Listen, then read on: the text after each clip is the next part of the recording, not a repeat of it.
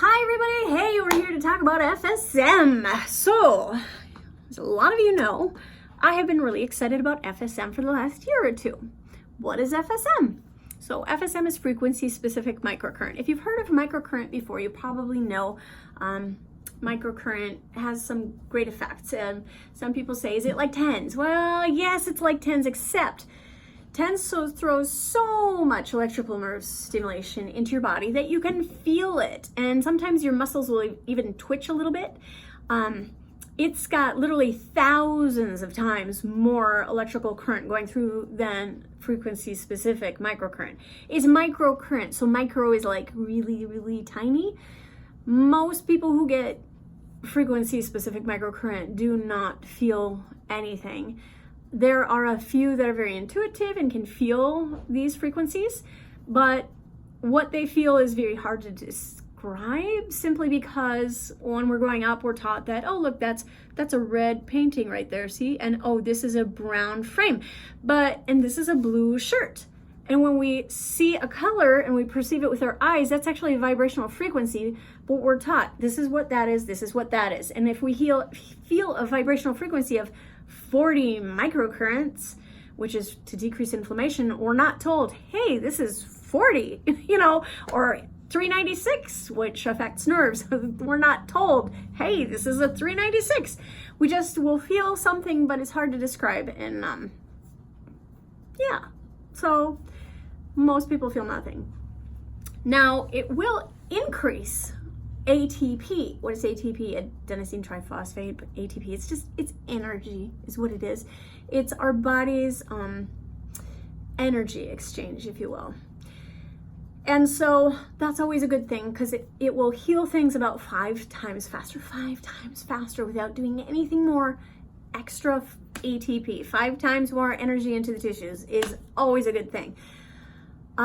Frequency specific microcurrent, actually, about 15 years ago, I had this concept in my brain while I was reading about, I believe this was Dawson Church's book.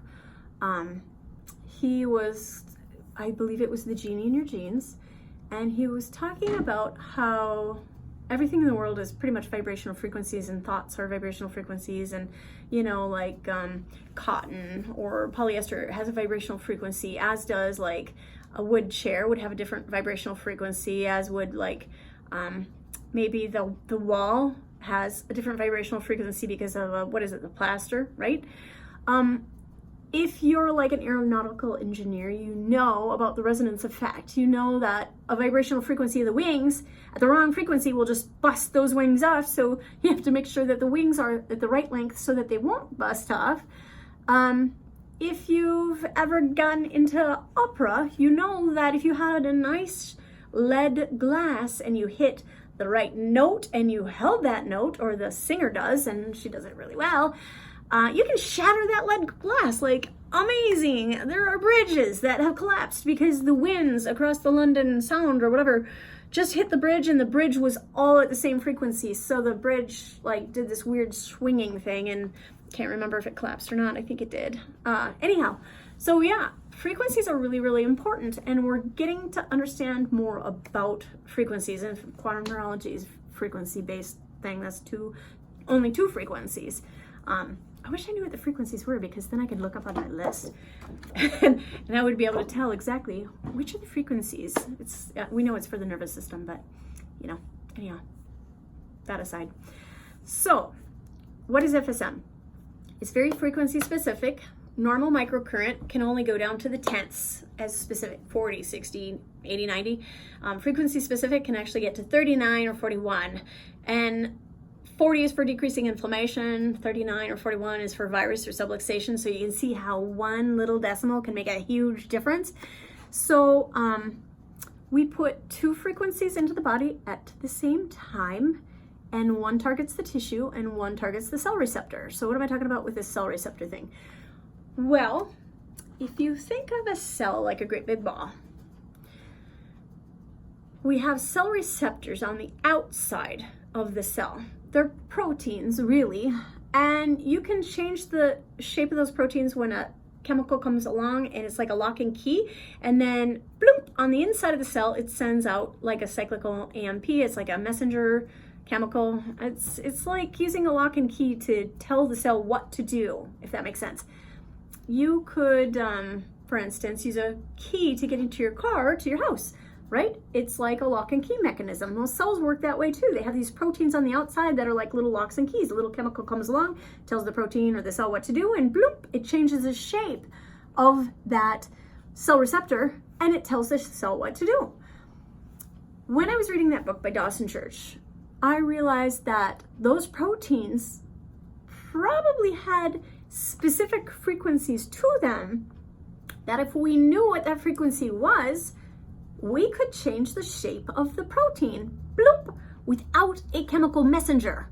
How cool is that? So let's think about this in another way, a way that you guys know and you've experienced. You could put an uncooked egg in the microwave, all right? Microwave it, and bloop, you get a solid white egg that comes out. We have now changed the shape of the protein from clear egg white to a solid egg white. Now heat can do that too, but if you're at the right frequency, you can actually change the shape of that protein. Does that make sense? That's how microwaves work. Microwaves actually go through and they're at a specific frequency of water. Water is the only thing that really absorbs microwave waves, but most of our food has water in it. So glass doesn't, ceramic doesn't, paper doesn't. That's why you can use those in your microwave and they won't blow up. But if you have some certain kinds of ceramics that have water content in them, they will blow up because it gets so fast that those molecules keep going so fast they just boom, they just break. Yeah. So this trick there is water. So if you knew the frequencies of the cell receptors, you could tell that cell what to do. Sort of like if you knew the frequency of the car fob for that Maserati in the parking lot. No, I don't know. Or maybe somebody else's better car. Bloop. You could just use the fob, right, to open up the door. Or you can use the key, if you have the key. Think of the keys like your natural cell messengers. It could also be drugs. Drugs work this way. Drugs look a lot like our natural messengers, but once you've used the drugs, you now have to remove the drugs out of your body. What if you could just change the cell signal without introducing any toxin into the body, and you're getting the same effect as having a drug in the body, but you don't have to clear out the drug from the body? Does that make sense? Like, do you see why I'm so excited about frequency-specific microcurrent? This is the coolest thing since sliced bread, and I can't even believe that people don't know about it or understand it. And I get it. Like, I have a biochemistry background, molecular biology, so I understand like cells and biochemistry, and I understand like the physics aspects, and like I guess it was the perfect storm. Like, I totally get it. But what you want to know about it is probably like, how does it work for me? Okay, well, we do have some handouts, and I'm going to show you. Go ahead and grab one of these.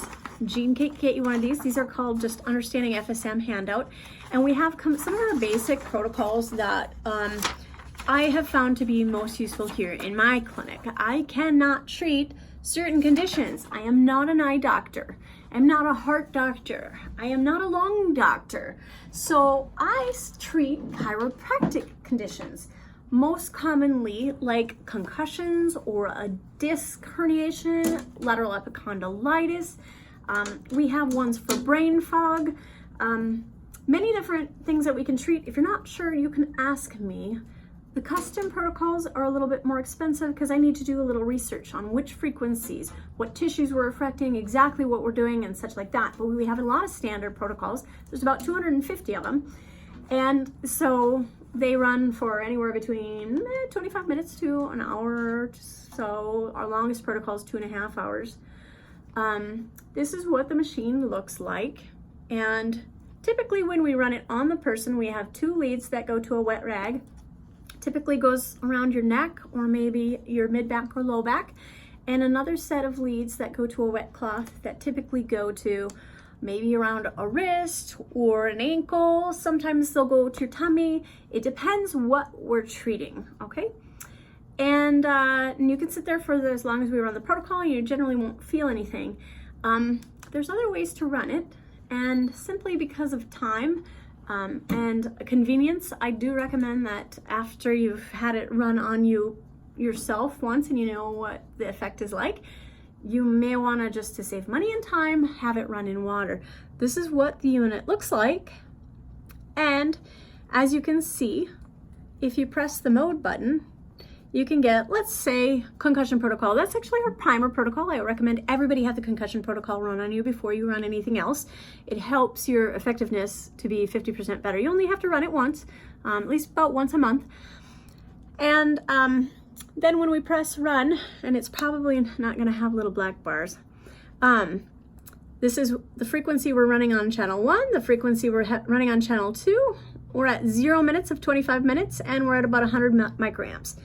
If, let's just say, let's see if I can do this. There we go. No, that's not working. Oh, there it is. Okay, hang on. Let me do this again. So what I'm doing right now is I'm trying to get, oh yeah, that's not gonna work. I'm gonna have to do this lead. See, the leads are not touching, so it's not actually working because the electricity is not running through anything. But typically we have little black bars that go across here and across here, and then you can tell that it's actually doing its thing. What do we want to know about FSM? So I kind of told you how it works in the theory. How about, if you have more questions, we're going to do another video, and comment down below, or come onto my Facebook page, Dr. Heather Ingbretson, DC. And you can message me through Facebook, or you can comment onto my page and say, hey, I want to know this. Or the next time you come into the clinic, what questions you have about FSM. I mean, ideally, everybody would be running breast health and heart health and concussion protocol on themselves every single month, at least once a month.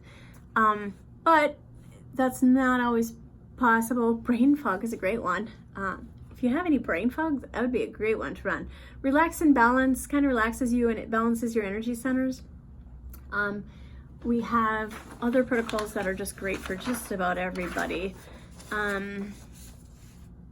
We have ones for colds. We have one for acute disc, chronic disc, extremities, epicondylitis, that's tennis elbow. GI large intestine is great for anybody with GI disturbances. General inflammation is fantastic. We do have ones for gout. We have a gout acute and gout chronic, but immune support, that's a great one. Insulin resistance is actually for weight loss, believe it or not. But it is also for somebody who's pre-diabetic and you're developing insulin resistance. It's a great one to help kind of keep you away from that. Lung support is a great one I've run on, specifically on my family when they need it.